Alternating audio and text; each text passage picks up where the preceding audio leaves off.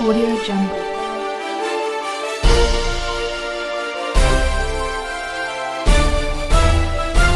Audio Jungle. Appu ಆಸರೆ ನಿರಾಶ್ರಿತರಿಗಾಗಿ ಅನ್ನದಾಸೋಹ ಸೇವೆ ನಮ್ಮದು ಸಹಾಯ ನಿಮ್ಮದು.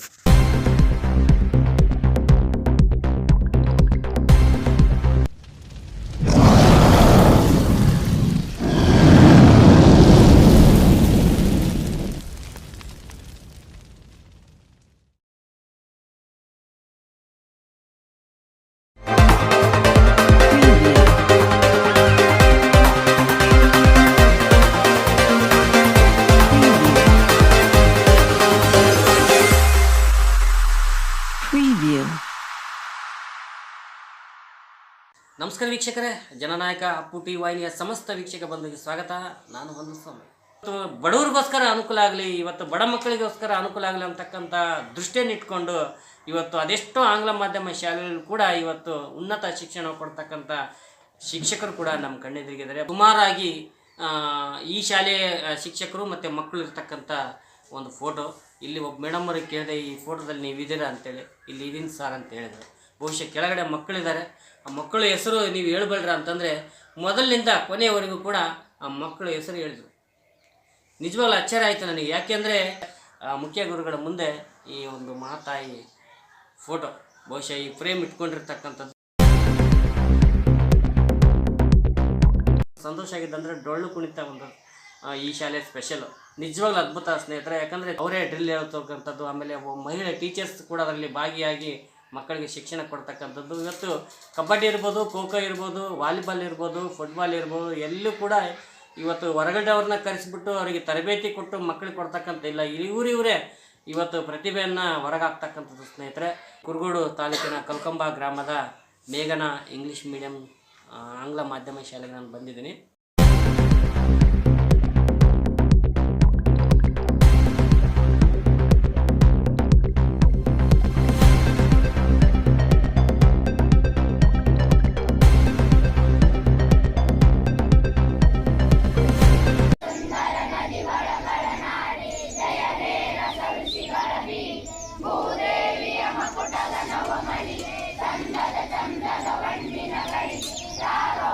ನೋಡ್ಕೊಂತ ಇಲ್ಲೇ ಹಾಕಿದ್ವಿ ಸರ್. ಮೊದಲಿದ್ದು ನಾವು ಯಾವಾಗಂದ್ರೆ ಬೇಬಿ ಕ್ಲಾಸ್ ಇಲ್ಲೇ ಓದ್ತಿರೋದು. ಎಲ್ಲ ಚೆನ್ನಾಗಿದೆ ಸರ್ ನಮಗೆ.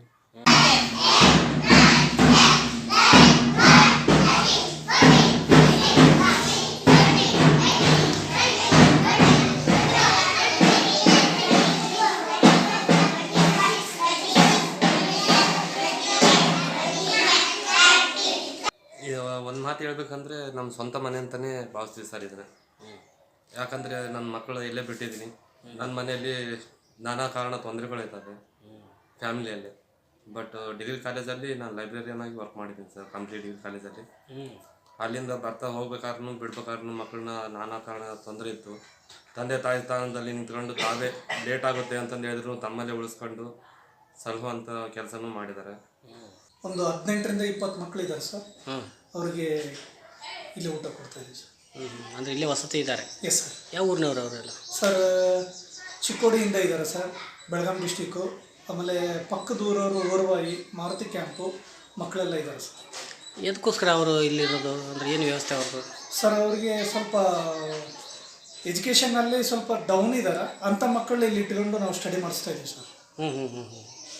ನಾವು ಸೇರಿಸಿದ ಉದ್ದೇಶನ ಅದೇ, ಮಕ್ಕಳ ಹೆಸರ ಮೇಲೇ ಶಾಲೆ ಪ್ರಾರಂಭ ಮಾಡಿದ್ದಾರೆ. ನಮ್ಮನ್ನು ಒಂದು ಸ್ವಂತ ಮಕ್ಕಳು ಅಂದ್ಕೊಂಡೇ ಭಾವಿಸ್ತಾರೆ ಅಂತಲೇ ಉದ್ದೇಶ.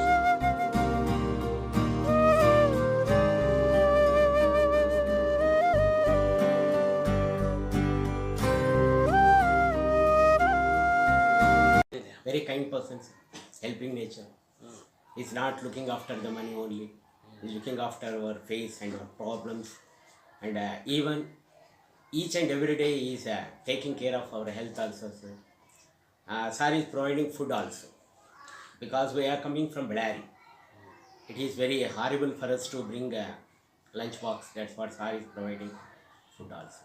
ಪ್ರತಿಯೊಂದು ಇರ್ಬೋದು ಸರ್. ಇಲ್ಲಿ ನಾವು ತೊಗೊತಾ ಇರ್ತಕ್ಕಂಥ ಕೇರ್ ಆಗಿರ್ಬೋದು, ಟೀಚಿಂಗ್ ವ್ಯವಸ್ಥೆ, ಟೀಚರ್ ಅನುಕೂಲ, ಆಮೇಲೆ ಎಲ್ಲ ಟೀಚರ್ಸ್ ಇರೋದ್ರಿಂದ ಎಲ್ಲ ಸಬ್ಜೆಕ್ಟ್ಗೂ ಟೀಚರ್ಸ್ ಇದ್ದೀವಿ ಇಲ್ಲಿ. ಅದರಿಂದನೂ ಇರ್ಬೋದು. ಏನು ತೊಗೊತಾ ಇದ್ರಿ ಕೇರ್ ಅಂದ್ರೆ ಏನು ಕೇರ್ ತೊಗೊಳ್ತೀರಿ? ಪ್ರತಿಯೊಂದು ಮಗು ಆಗಿರ್ಬೋದು ಸರ್. ಈಗ ಅದು ಯಾವ ರೀತಿ ಓದುತ್ತೆ, ಯಾವ ರೀತಿ ಇಲ್ಲ, ಈಗ ಡಲ್ ಇರೋ ಮಗು ಯಾವ ರೀತಿ ಹೇಳ್ಕೊಡ್ಬೇಕು. ಈಗ ನಾವು ಜಾಣ್ರಿರೋ ಮಕ್ಳ ಮೈಂಡೇ ಬೇರೆ ಇರುತ್ತೆ ಸರ್, ಡಲ್ ಇರೋ ಮಕ್ಳ ಮೈಂಡೇ ಬೇರೆ ಇರುತ್ತೆ. ಅವ್ರು ಮುಂದೆ ಹೋಗಿರ್ತಾರೆ, ಇವ್ರು ಹಿಂದೆ ಇರ್ತಾರೆ. ಅದು ಆ ಮಕ್ಕಳಿಗೆ ಕೂಡ ಲಾಸ್ಟ್ 2 ಪೀರಿಯಡ್ಸ್ ಅವ್ರು ಎಕ್ಸ್ಟ್ರಾ ಕ್ಲಾಸ್ ತೊಗೊತಿದ್ವಿ. ಆ ಮಕ್ಕಳು ಕೂಡ ಅವ್ರ ಜೊತೆ ಕವರ್ ಆಗಬೇಕು, ಎಲ್ಲರೂ ಈಕ್ವಲ್ ಇರಬೇಕು ಅನ್ನೋದೊಂದು ಅವ್ರ ಸರ್ ಉದ್ದೇಶ. ಯಾವುದೇ ಮಗು ಡಲ್ ಐತಂದ್ರೆ ಅದನ್ನ ಕೇರ್ಲೆಸ್ ಮಾಡೋಂಗಿಲ್ಲ ಆ ಥರ.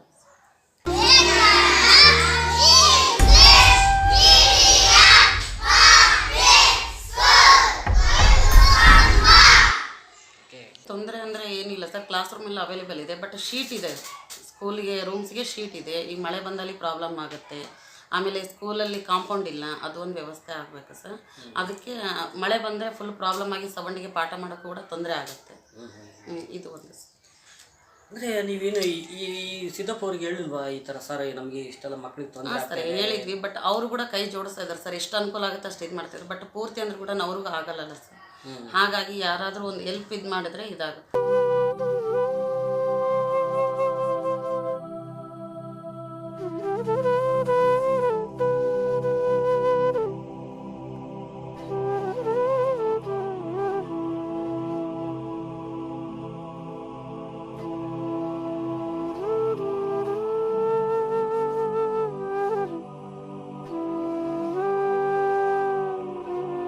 ವಿದ್ಯಾಭ್ಯಾಸ ನೋಡ್ಬೇಕು ಸರ್ ನಾವು. ಹೊರಗಿನ ನೋಟ ಏನು ಸರ್, ಕಾಂಪೌಂಡ್ ಇರ್ತವೆ, ಚೆನ್ನಾಗಿ ಪೇಂಟ್ ಮಾಡಿಸಿರ್ತಾರೆ, ಬಿಲ್ಡಿಂಗ್ ಎಲ್ಲ ಇರುತ್ತೆ ಹೊರತು ಎಜುಕೇಷನ್ ಭಾಳ ಕಮ್ಮಿ ಇರುತ್ತೆ ಸರ್. ಇಲ್ಲಿ ಈವನ್ ಬೇಬಿ ಕ್ಲಾಸಿಂದ ಕೂಡ ಎಜುಕೇಷನ್ ಭಾಳ ಚೆನ್ನಾಗಿದೆ ಸರ್, ಭಾಳ ಚೆನ್ನಾಗಿದೆ. ನಾವು ಅದಕ್ಕೆ ಇದು ಮಾಡ್ಬೇಕು ಸರ್. ನಾವು ಹೊರಗಿನ ನೋಟ ನೋಡಬಾರ್ದು ಸರ್. 2/2/2025 ಹೊಸ ಗ್ರಾಹಕರಿಗೆ ಅರ್ಧ ಜ್ಯೋತಿ ಹಿಮಕುಸಿತ 4 ಮೃತ. ಬಳ್ಳಾರಿ 8,000 ಕೋಳಿ ಸಾವು.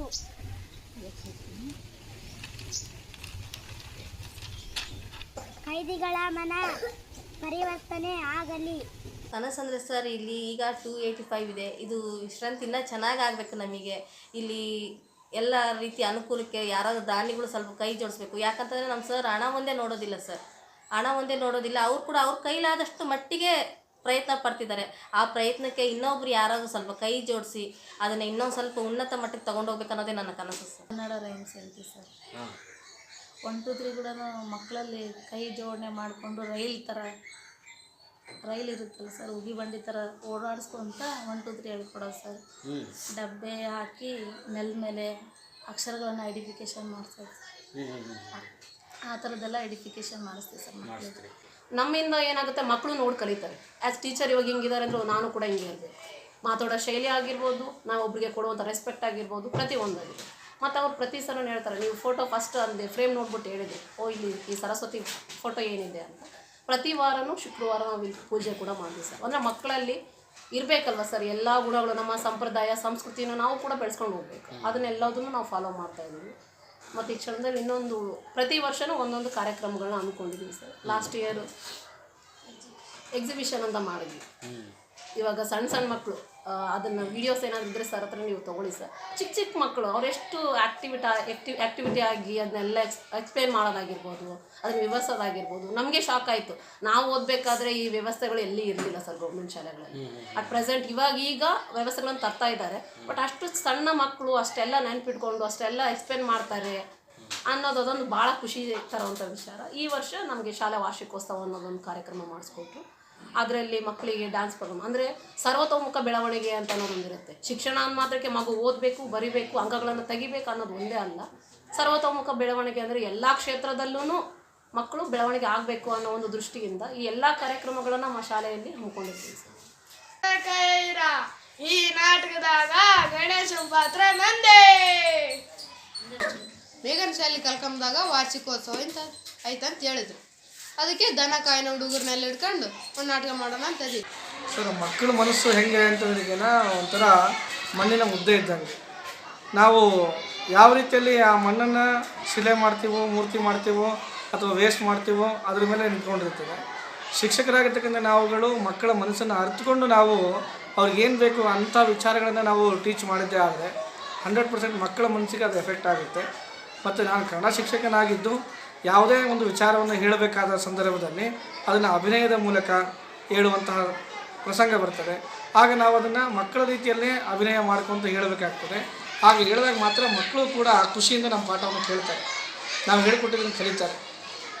ನಾಟಕ, ಸಾಹಿತ್ಯ, ಸಂಗೀತ ಇದ್ರ ಬಗ್ಗೆ ಮಕ್ಕಳಲ್ಲಿ ಆಸಕ್ತಿಯನ್ನು ಮೂಡಿಸಬೇಕಾಗಿದೆ. ಅದು ಇವತ್ತಿನ ದಿನಮಾನಗಳಲ್ಲಿ ಭಾಳಷ್ಟು ಅನುಕೂಲ ಆಗ್ತದೆ ಸರ್. ದನಕಾಯ, ದೊಡ್ಡಾಟ ಸೇರಿದಂತೆ ಹಲವಾರು ಸಾಮಾಜಿಕ ನಾಟಕಗಳಲ್ಲಿ ನಾನು ಕೂಡ ಭಾಗವಹಿಸಿದ್ದೀನಿ. ನಾನು ಕೂಡ ಒಬ್ಬ ನಟನಾಗಿ ಅಲ್ಲಿ ಕಾರ್ಯನಿರ್ವಹಿಸ್ತೀನಿ. ಹಾಗೆ ಮಕ್ಕಳನ್ನು ಕೂಡ ಅದರಲ್ಲಿ ತೊಡಗಿಸ್ಕೊಂಡಾಗ ಓದಲಿಕ್ಕೆ ಬರಲಿಕ್ಕೆ ಭಾಳ ಸುಲಭ ಆಗ್ತದೆ ಸರ್ ಮಕ್ಕಳಿಗೆ. ಯಾಕಂದರೆ ಹಳೆಗನ್ನಡದ ಮಾತುಗಳನ್ನು ಹಳೆಗನ್ನಡವನ್ನು ಓದಬೇಕು ಅಂದ್ರೆ ಮಕ್ಕಳು ನಾಟಕದ ಮೂಲಕವಾಗಿ ಕಲಿತಾಗ ಮಾತ್ರ ಅವರಿಗೆ ಈಸಿ ಅಂತ ಅನಿಸುತ್ತೆ ಹೊರತಾಗಿ ಕಷ್ಟ ಅಂತ ಅನಿಸಲ್ಲ ಸರ್. ಆ ಆಸಕ್ತಿ ಮೂಡಿಸ್ಬೇಕಷ್ಟೆ. ಈ ಶಾಲೆಯಿಂದ ಬಡ ಮಕ್ಕಳಿಗೆ ಏನು ಅನುಕೂಲ ಆಗುತ್ತೆ? ಈ ಶಾಲೆ ತುಂಬ ಹೆಲ್ಪ್ ಆಗಿದೆ.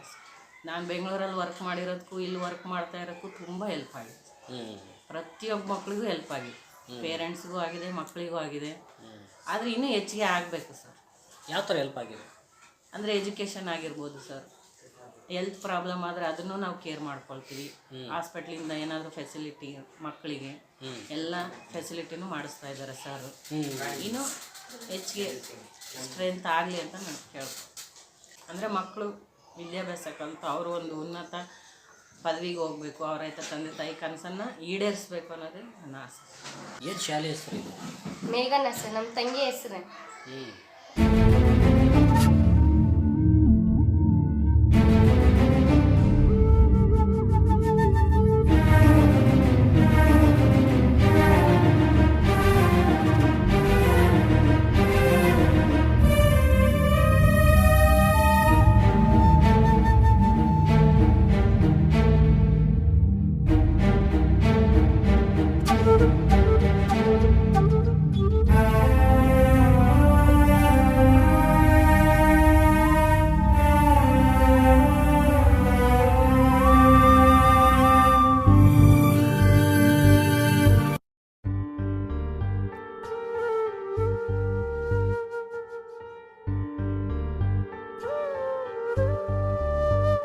ತಮ್ಮ ಮಗಳು ಬಹುಶಃ ಅನಾಮಿಕವಾಗಿ ಮರಣ ಹೊಂತಾರೆ. ಆ ಒಂದು ಟೈಮಲ್ಲಿ ಕೂಡ ಮಗಳಿಗೆ ಸುಮಾರು ಲಕ್ಷಗಟ್ಟಲೆ ಖರ್ಚು ಮಾಡಿ ಓದಿಸ್ತಕ್ಕಂಥ ವ್ಯವಸ್ಥೆ ಇತ್ತು. ಬಹುಶಃ ಅವರೇ ಆಶ್ಚರ್ಯ ಆಗಿತ್ತು, ಏನಪ್ಪ ಇದು ಇಷ್ಟೆಲ್ಲ ನಾವು ಡೊನೇಷನ್ ಕೊಟ್ಟು ಇಷ್ಟೆಲ್ಲ ಖರ್ಚು ಮಾಡಿ ಮಕ್ಕಳನ್ನ ಓದಿಸ್ಬೇಕಾ, ನಮ್ಮ ಗತಿ ಹಿಂಗಾದ್ರೆ ಇನ್ನೂ ನಮ್ಗಿಂತ ಕಡು ಬಡವ್ರ ಗತಿ ಏನಪ್ಪ ಅಂತಕ್ಕಂಥ ಯೋಚನೆಯಲ್ಲಿ ಹೆಜ್ಜೆ ಆಗ್ತಕ್ಕಂಥ ವ್ಯಕ್ತಿ ಬಹುಶಃ ಮಗಳು ಕೈ ಬಿಟ್ಟಾಗ ಆ ಮಗಳ ಒಂದು ಹೆಸರಿನಲ್ಲಿ ನಾನು ಒಂದು ಶಾಲೆ ಪ್ರಾರಂಭ ಮಾಡಬೇಕು. ಆ ಶಾಲೆ ಪ್ರಾರಂಭ ಮಾಡಿದಾಗ ಎಂಥವ್ರು ಇರಬೇಕಂದ್ರೆ ಭಾಳಷ್ಟು ಕಡುಬಡವರು, ಇವತ್ತು ಒಂದೊಪ್ಪತ್ತು ಕೂಡ ಗತಿಲ್ತಕ್ಕಂಥ ಮಕ್ಕಳು ಅಥವಾ ದುಡ್ಕಂತಕ್ಕಂಥ ಕುಟುಂಬದ ಮಕ್ಕಳನ್ನ ಆಯ್ಕೆ ಮಾಡಿ ಅಂಥ ಮಕ್ಕಳಿಗೆ ಇಲ್ಲಿ ನಾವು ವಿದ್ಯಾದಾನ ಮಾಡಬೇಕನ್ನೋ ದೃಷ್ಟಿಯಿಂದ ಆ ಒಂದು ಮೇಘನ ಅನ್ನೋ ಹೆಸರಲ್ಲಿ ಶಾಲೆ ಪ್ರಾರಂಭ ಮಾಡ್ತಾರೆ ಸ್ನೇಹಿತರೆ.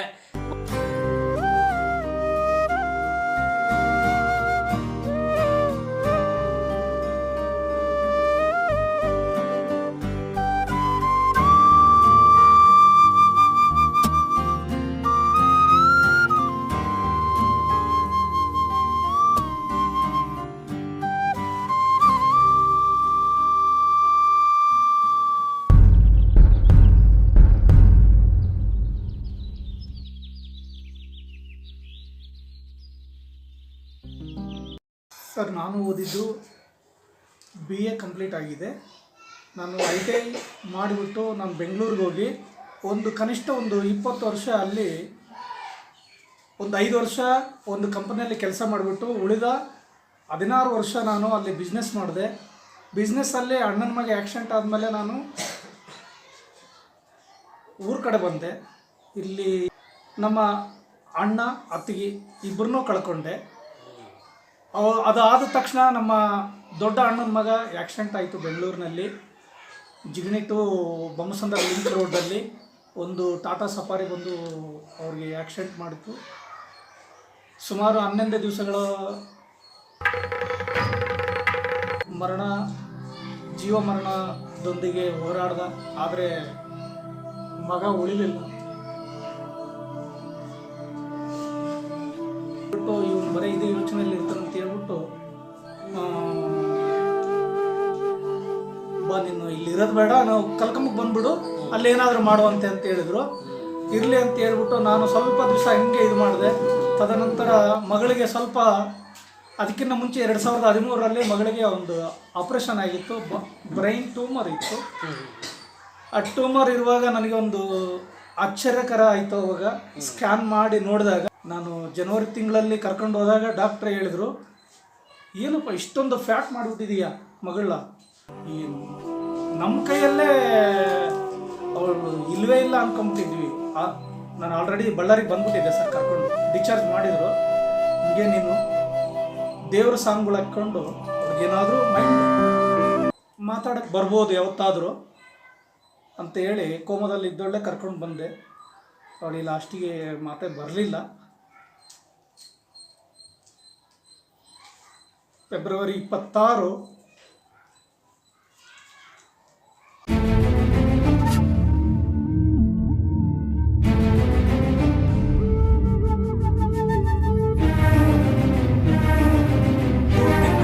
ತುಂಬ ಯೋಚನೆ ಮಾಡಿದೆ, ಮಗಳ ಹೆಸರು ಶಾಶ್ವತವಾಗಿ ಇರಬೇಕಲ್ಲ ಅಂತೇಳಿ ಒಂದು ಆನ್ಲೈನಲ್ಲಿ ಹೊಸ ಶಾಲೆಗಳು ಬಿಟ್ಟರು. ಬಿಟ್ಟಾಗ ನಾನು ಅಪ್ಲಿಕೇಶನ್ ಹಾಕಿದೆ. ಓಕೆ,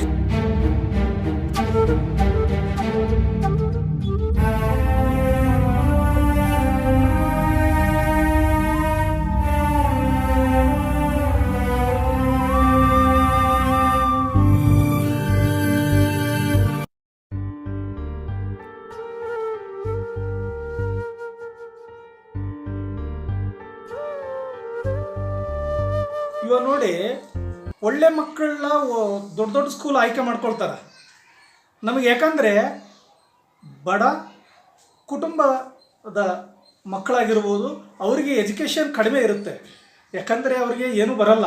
ಅಂಥ ಮಕ್ಕಳನ್ನ ನಾವು ಮೇಲೆತ್ತಬೇಕಂತ ನನ್ನ ಉದ್ದೇಶ ಸರ್. ಒಂದೊಂದೇ ಸ್ಟೆಪ್ ಆಗಿ ನಾವು ರೂಮ್ಗಳು ಹಾಕ್ಕೊಂತ ಬಂದ್ವಿ. ಇಲ್ಲಿ ಬಿ ಒ ಕೂಡ ನಮಗೆ ಸಪೋರ್ಟ್ ಕೊಟ್ಟರು, ಚೆನ್ನಾಗಿದೆ ಇವಾಗ ಸದ್ಯಕ್ಕೆ. ಆಮೇಲೆಲ್ಲ RCC ಹಾಕ್ಕೊಳ್ಬೇಕಂತ ಹೇಳಿದ್ದಾರೆ. ಏನಾದರೂ ಸ್ವಲ್ಪ ಆರ್ಥಿಕದಲ್ಲಿ ತೊಂದರೆ ಇದ್ದೀವಿ. ಯಾರಾದರೂ ಒಂದು ಸ್ವಲ್ಪ ದಾನಿಗಳು ಅಥವಾ ಯಾರಾದರೂ ಸಪೋರ್ಟಿವ್ ಬಂದರೆ ಏನಾದರೂ ಮಾಡಬೇಕಂತ ಇದೆ ಸರ್. ನೋಡಿರಿ, ಟ್ರಸ್ಟಲ್ಲಿ ಒಬ್ಬರು ಪರಶುರಾಮ್ ಅಂತ ಇದ್ದಾರೆ, ಈ ಟೈಮಲ್ಲಿ ನಾನು ನೆನಪು ಮಾಡ್ಕೊಳ್ತೀನಿ. ಅವರು ಬೆನ್ನೆಲುಬಾಗಿ ನಿಂತ್ಕೊಂಡಿದ್ದಾರೆ ಸರ್. ಮತ್ತು ಕಡಲೆ ಹಿರಣ್ಣವರು ನನ್ನ ಸಪೋರ್ಟಿವ್ ಆಗಿ ಇದ್ದಾರೆ ಸರ್. ಇವರಿಬ್ಬರು ಮಾತ್ರ ನನಗೆ ಯಾವಾಗಲೂ ಅವರಿಗೆ ನಾನು ಚಿರಋಣಿ ಆಗಿರ್ತೀನಿ ಸರ್. ಬೇರೆ ಯಾರು ಟೀಚರಾ ಅಂತ ನಾನು ತಿಳ್ಕೊಂಡಿಲ್ಲ, ನಮ್ಮ ಮನೆ ನನ್ನ ಕುಟುಂಬ ಅಂತ ತಿಳ್ಕೊಂಡಿದ್ದೀವಿ ಸರ್. ಎಲ್ಲ ಪೋಷಕರಿಗೂ ಮತ್ತು ನಮ್ಮ ಶಾಲೆಯ ಎಲ್ಲ ಶಿಕ್ಷಕರಿಗೂ, ಶಿಕ್ಷಣ ಇಲಾಖೆ ಮತ್ತು ಕಲ್ಲಕಂಬ ಗ್ರಾಮದ ಎಲ್ಲ ಪೋಷಕರು ಮತ್ತು ಕಲ್ಲಕಂಬದ ಮತ್ತು ನಮ್ಮ ಗ್ರಾಮದ ಸುತ್ತಮುತ್ತಲಿನ ಗ್ರಾಮಸ್ಥರಿಗೂ ಮತ್ತು ನಮ್ಮ ಶಾಲೆಯ ಹಳೆ ವಿದ್ಯಾರ್ಥಿಗಳಿಗೂ ತುಂಬ ಧನ್ಯವಾದಗಳು ಸರ್.